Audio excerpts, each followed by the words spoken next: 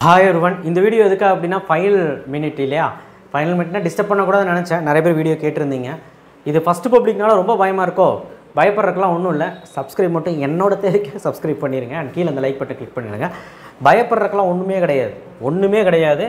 என்னன்னா நாளைக்கு ரொம்ப ஈஸியா வரப்போகுது. சரியா? நீ ஃபோக்கஸ் பண்ண வேண்டியதெல்லாம் உன்னுடைய மனசும் உன்னுடைய மைண்டும் ஒரு நிலையா வச்சுக்கோ. அவ்வளவுதான். ஜெயிக்கிறோம், தட்டுறோம், தூக்குறோம். அவ்வளவுதான். நாளைக்கு ஈஸியா வரப்போகுது. டைம் மேனேஜ்மெண்ட்டும் கரெக்டாக பண்ணிக்க. ஃபஸ்ட்டு 1 மார்க் எழுதியது ஒரு ஷீட்டில். ஃபஸ்ட்டு ஷீட்டில் 1 மார்க் எழுது. ஃபஸ்ட்டு 3 பேஜ் பக்காவாக இருக்கணும். ஃபஸ்ட்டு 3 பேஜ் பக்காவாக இருக்கணும். சரியா? ஃபஸ்ட்டு 3 பேஜில் எந்த மிஸ்டேக் இருக்கக்கூடாது. ஃபஸ்ட்டு பேஜில் 1 மார்க் எழுதிரு. ஃபஸ்ட்டு ஷீட் படிவம் இருக்கும். படிவம் முடிச்சுட்டு எழுது, இல்லைனா படிவம் அப்புறம் கூட எழுதிக்க. படிவம் முடிச்சுட்டு 1 மார்க் எழுதிரு. 1 மார்க் எழுதி முடிச்சுட்டு நீ வந்து அதுக்கப்புறம் உனக்கு தெரிஞ்சது எழுது. ஸ்பெல்லிங் மிஸ்டேக் வராமல் இருக்கும் தெரியுமா? ஒரு 2 பக்கத்துக்கு பாடலோ இல்லை வந்து ஏதாவது 2 மார்க்கோ குருவினாவோ இல்லை ஏதாவது கடிதமோ இல்லை வந்து காட்சி கண்டு கவினுரையோ இந்த மாதிரி ஏதாவது இருக்கும். அது ஸ்பெல்லிங் மிஸ்டேக் வராத பார்த்து அந்த 3 பேஜில் எழுது. ஃபஸ்ட்டு 3 பேஜ் பக்காவாக எழுதிட்டு அடுத்த பேஜ்லேருந்து உன் ஸ்பெல்லிங் மிஸ்டேக் வருங்கிற காரணமாக இருக்கிற ஒரு கொஸ்டின் இருக்கும் இல்லையா, அதை தூக்கி எழுதி விட்டேரு. அப்படியே லைனாக எழுதிட்டேவா முடிஞ்சு. சரியா?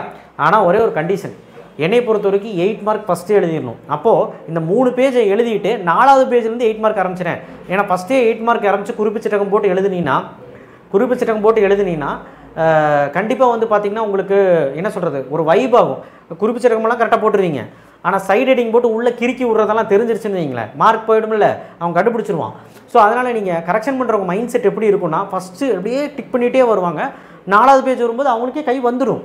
ஸோ நீங்கள் அந்த இம்ப்ரெஷன் கொடுக்கணும் நாளைக்கு யாராக இருந்தாலும். அது மட்டும் பண்ணுங்கள், எவ்வளோ மார்க் வேணாலும் கிடைக்கும். ஆல் தி பெஸ்ட், நல்லா பண்ணுங்கள். கொஸ்டினை பார்ப்போம். ஃபஸ்ட்டு 3 பேஜ் மறந்துடாதீங்க. 4வது பேஜ்லேருந்து 8 மார்க் ஆரம்பிச்சிருங்க. 8 மார்க் ஃபஸ்ட்டு எழுதுங்க, டைம் பத்தாது. 3 8 மார்க் முடிக்கிறதுக்கு 40 மினிட்ஸில் முடி. 40 மினிட்ஸ் அதிகம், அரை மணி நேரத்தில் முடிக்கணும். 40 மினிட்ஸில் முடி. 5 மார்க்ஸ் 5 × 5 25 இருக்குல்ல, ஒரு 3/4 மணி நேரத்தில் முடிச்சிரு. கிட்டத்தட்ட பாருங்கள், இதிலே 1.5 மணி நேரம் ஆயிடுச்சு.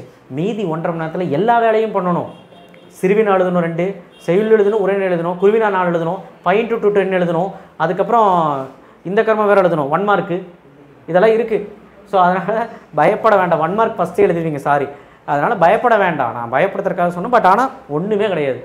டைம் மேனேஜ்மெண்ட் மட்டும் தமிழ் கரெக்டாக பண்ணு, டைம் பத்தாது. இது மட்டும் என்னோட ரெக்வஸ்ட். எதையுமே விட்றாது, எல்லாமே அட்டன் பண்ணு. எதையுமே விட்றாத, எல்லா கொஸ்டினுமே அட்டன் பண்ணி எந்த ஒரு கொஸ்டினுக்குமே தெரியலன்னு சொல்லிட்டு விட்றாத. 8 மார்க் தெரியலையா, 5 மார்க் தெரியலையா, அப்படியே பொக்குன்னு போய் விட்றாத. நீ பாட்டுக்கு எழுதிட்டு வந்துட்டே இரு. என்ன எழுதுனே தெரியாமல் அவங்களுக்கும் தெரியக்கூடாது, உனக்கும் தெரியக்கூடாது. எழுதிட்டே வா. எதுக்கு சொல்கிறேன்னா, மேபி கிரேஸ் மார்க் ஏதாவது கிடைக்க வாய்ப்பு இருக்கோ, அதை என்னன்னு தெரியாது இல்லையா, தப்பாக இருந்தால் அந்த மாதிரி இருக்கும் இல்லையா. சரி வாங்க, கடைசியாக ஒரு செக் அவுட் பண்ணிடுங்க. படிக்க முடியாத பசங்க இதையாவது பார்த்துட்டு போங்க. ஆக்சுவலாக எல்லாமே சொல்லிட்டேன். இதுதான் பாருங்கள், கலைஞர் இந்த வருஷம் வரும். ஏன்னா புதுசாக எடுத்திருக்கேன். விருந்தோம்பல் கதையாக எழுது. குறிப்பிச்சட்டம் போட்டு எழுதியா. ஜெய்காந்தன் 8 மார்க் சொல்லிகிட்டு இருக்கேன். தமிழ் சொல்வனம் போதும். நான் இது சொல்கிறது யாருக்கு, 75+ எடுக்க போகிறவங்களுக்கு. அட்லீஸ்ட் ஒரு 70 மார்க் வராதாங்கிறவங்களுக்கு, 90 100 எடுக்கிறவங்களுக்கு நான் சொல்லிட்டேன். சார் அப்போ இது படிக்க வேணாமா, வராதா? அப்படி கிடையாது. நான் இதை விட எக்ஸ்ட்ராவே 90 100 எடுக்கிறவங்களுக்கு சொல்லியிருக்கேன். அப்போது 90 100 எடுக்கிறவங்க இதை பார்த்துக்கோங்க, அதையும் பார்த்துக்கோங்க. ஆனால் 75+ போதும், லாஸ்ட் மினிட்ல என்னை காப்பாற்றுங்கிறவங்க இது படிச்சே ஆகும். ஓகே.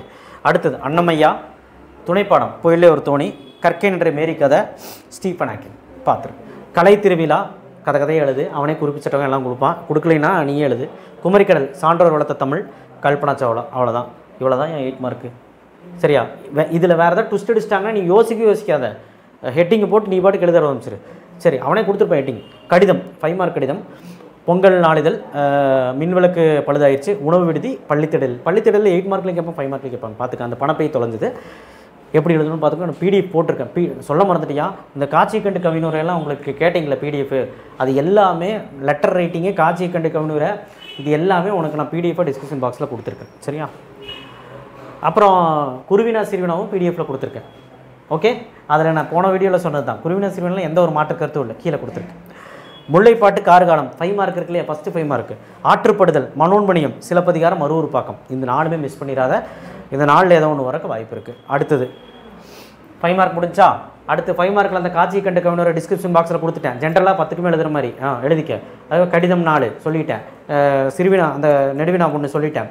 அதுக்கப்புறம் நிற்க அதற்கு தக, இன்சொல் தீய சொல், பள்ளியிலையும் வீட்டிலையும், அப்புறம் மாணவன்களே செய்ய வேண்டிய அறம், அதுக்கப்புறம் வந்து பார்த்திங்கன்னா என்ன நல்லது பண்ணுவேன், அந்த மாதிரி ஏதாவது இருக்கும். அந்த கொஸ்டின்ஸ் எல்லாமே நான் பிடிஎஃபாக கொடுத்துட்டேன், பார்த்துக்க. ஸோ அதை எழுதிரு, நீ மொழிபெயர்ப்பு எழுதுங்கிற பேரில் அதில் கோட்டை விட்டுற போகிற. ஸோ இது 5 படிவம். ஓகே, படிவம் ஈஸி தான், 4 படிவம் பார்த்துருவீங்க. ஓகே, இப்போ 5 மார்க்கு முடிஞ்சது, 8 மார்க் முடிஞ்சது. இப்போ இது 5 to 10 அதான் 7 கொடுத்து 5 எழுதணும். எது? மொழி பயிற்சி. மரபு தொடர் இருக்குது. மறு சொற்கள், அதாவது இது ஊர் பேர், தஞ்சாவூர்னா தஞ்சை, கோயம்புத்தூர்னா கோவை, மறுவோ எழுதுறது. அடுத்த பிழைநீக்கு எழுதுக, ஃபஸ்ட் இயரில் இருக்கும் தெரியுங்களா? இலக்கணம் கொஸ்டின் ஆன்சர் ஏதாவது 2 வந்துடும். புக் பேக் தான் வரும், நான் கொடுத்த புக் பேக் தான் வரும், நீங்கள் வேணால் பாருங்கள். அடுத்தது கலவை தொடர், அதாவது 2 தொடர் 2 எழுத்து கொடுத்து ஒரே மாதிரி கொடுத்து ஒரு சென்டென்ஸ் எழுத சொல்லுவான். கலைச்சொல், வல்லின சொற்களை இட்டும் நீக்கியும் எழுதுக கேட்கலாம். இது எல்லாமே எவ்வளோ எழுதலாம்? 3 எழுதலாம் கன்ஃபார்ம், 5 சொல்ல முடியாது. என்ன காரணம்னா பகுபத உறுப்பிலக்கணம் படிச்சிருக்கணும், ப்ளஸ் இன்னி கொஞ்சம் வேலை இருக்குது, நிறையா இருக்குது. நான் இது படிக்க முடியாது உங்களுக்கு சொன்னேன், படிக்க முடிஞ்சதெல்லாம் நான் ஃபஸ்ட்டே சொல்லிட்டேன். ஸோ இதை விட எக்ஸ்ட்ராவாக இன்னொரு 4 பார்க்கணும். சரிங்க, எதிர்மறை சொற்கள், அதுக்கப்புறம் இலக்கண கொஸ்டின் ஆன்சர் ஓகே, அதுக்கப்புறம் வந்து பகுபத உறுப்பிலக்கணம் கண்டிப்பாக பார்த்துருங்க. இதெல்லாம் பார்த்தீங்கன்னாலே சாலிடாக ஒரு 4 எழுதலாம். ஆனால் எதுக்கும் நீங்கள் நல்லா படிக்கிற குழந்தையாக இருந்தால் எல்லாமே பார்க்க ட்ரை பண்ணுங்கள். குருவினா சிறுவினா 5 இயல் படிச்சிருக்கியா? எல்லாமே எழுதிடலாம் சீரியஸாக. ஃபஸ்ட் 5 இயல் தரவாக இருந்தேன், இல்லைனா என் பிடிஎஃப் கீழே இருக்குது டிஸ்கிரிப்ஷன் பாக்ஸில். நீ குருவினா சிறுவினாவை பார்த்து படிச்சிரு பக்காவா, 2 மணி நேரம் கூட ஆகுது சத்தியமாக, ஈஸியாக படிச்சிடலாம். நான் அதில் லாஸ்ட் மினிட் வீடியோ போட்டிருக்கேன், அதையாவது படி போதும். டிஸ்கிரிப்ஷன் பாக்ஸில் அந்த பிடிஎஃப் வச்சுருக்கேன், செக் பண்ணி பாரு. அண்டு மீதி விஷயங்கள்லாம் அந்த கடிதம் அந்த காட்சி கண்டு கொண்டு வரணுமே பிடிஎஃப்பில் வச்சுட்டேன். இப்போ நீ பண்ண வேண்டியதெல்லாம் ஒன்று 1 மார்க் புக் பேக்கு 8, 9 வந்துடும் எழுதிடு. லாஸ்ட் 5 கொஸ்டின் மட்டும் டஃப்பாக கேட்பாங்க. அது எப்படி பண்ணோன்னா உன்னோட கைடுக்கு பின்னாடி இருக்கிற பாடெல்லாம் பார்த்து படிச்சிரு. That's it. பயப்படாமல் போங்க, நல்லா பண்ணுங்கள். எனக்கு இரும்பலாக இருக்குது, சாரி. நல்லபடியாக எழுதுங்க. All the best. நாளைக்கு வந்து பேசிக்கலாம். கடைசி ஒரு விஷயத்தை மறந்துட்டேன், இந்த கடைசியாக அழகிடுதல் நல்லபடியாக பண்ணுங்கள். அணி வந்து பார்த்திங்கன்னா தீவகணி, தர்க்கப்பெற்றணி, நிரல்நிறை அணி முடிஞ்சால் பாருங்கள். இல்லைன்னா நமக்கு இலக்கணம் கொஸ்டினே வரும். ஆசிரிப்பாவின் பொது இலக்கணம் யாது, வெண்பாவின் பொது இலக்கணம் அது, வினா விடை அதுவும் கேட்கலாம். இல்லை கண்ணான கண் இருக்கேன்னு ஒரு பாடல் இருக்குது, விரித்தொடர் விழித்தொடர், தோட்டத்தில் மல்லிகைப்பூ அப்படின்னு சொல்லிட்டுலாம் இருக்குல்ல, அதை வச்சு நமக்கு வந்து அந்த இலக்கணம் கூட கேட்டுருவாங்க. பயப்பட வேண்டாம், புக் பேக் தான் வரும். எனக்கு தெரிஞ்சு ஈஸியாக தான் இருக்கும். ரொம்ப போட்டு குழம்பிக்காதீங்க, ஜாலியாக போங்க, ஜாலியாக எழுதுங்க.